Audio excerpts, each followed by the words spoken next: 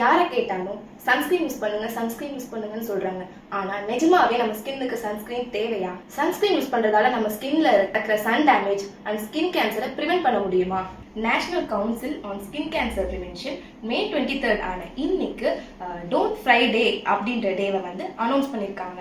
நீங்க நினைக்கிற மாதிரி சாப்பிடுற அந்த ஃப்ரை கிடையாது.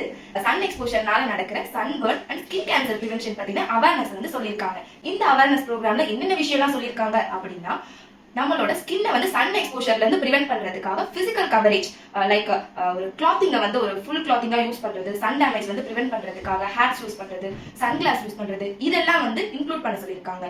அண்ட் தென் இதுல ரொம்ப ஹைலி ரெக்கமெண்ட் பண்ணது என்னன்னா, சன்ஸ்கிரீன் அதாவது SPF 30க்கு மேல இருக்க சன்ஸ்கிரீனை எல்லாருமே யூஸ் பண்ணணும் அப்படின்ற விஷயத்த அனௌன்ஸ் பண்ணிருக்காங்க. சன்ஸ்கிரீன் யூஸ் பண்றதால என்ன பெனிஃபிட்ஸ் இருக்கு? நம்ம பாடியிலேயே பிகெஸ்ட் ஆர்கன் அப்படின்னா அது ஸ்கின் தான்.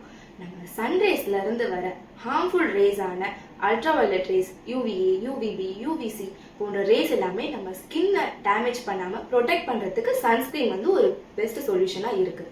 மிட் டே சன் எக்ஸ்போஷர் அதாவது மார்னிங் 10 AM இருந்து ஈவினிங் 4 PM இந்த டியூரேஷன்ல நம்மளோட அட்மாஸ்பியர்ல அல்ட்ராவயலட் ரேஸ் ரொம்ப அதிகமாவே இருக்கும்.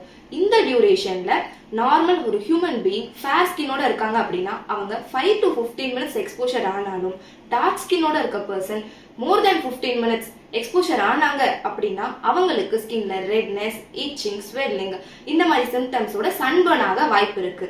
இந்த சன்பர்ன்ல இருந்து பிரிவென்ட் பண்றதுக்கு சன்ஸ்கிரீன் ஒரு பெஸ்ட் ப்ரிவென்ஷனா இருக்கு. அண்ட் தென் ஸ்டாட்டிஸ்டிக்கல் அனாலிசிஸ் படி 90% of the skin cancer, example melanoma, basal cell carcinoma, squamous cell carcinoma, இந்த மாதிரி கேன்சர்ஸ் எல்லாமே ஓவர் சன் எக்ஸ்போஷர்னால தான் வருதுன்றதை கண்டுபிடிச்சிருக்காங்க. இந்த மாதிரி ஓவர் சன் எக்ஸ்போஷர்னால வர கேன்சர்ஸை ப்ரிவென்ட் பண்றதுக்கு சன்ஸ்கிரீன் அப்ளிகேஷன் ஒரு பெஸ்ட் ப்ரிவென்ஷனா இருக்கு. இப்படி சன் எக்ஸ்போஷர்ல இருந்து பிரிவென்ட் பண்ணிக்கிறதுக்காக நான் தினமுமே சன்ஸ்கிரீன் யூஸ் பண்றேன். இதனால என்னோட விட்டமின் D அப்சார்ப்ஷன் குறைஞ்சிருமா அப்படின்ற டவுட்ஸ் இங்க நிறைய பேருக்கு இருக்கு. அப்படி கிடையாது.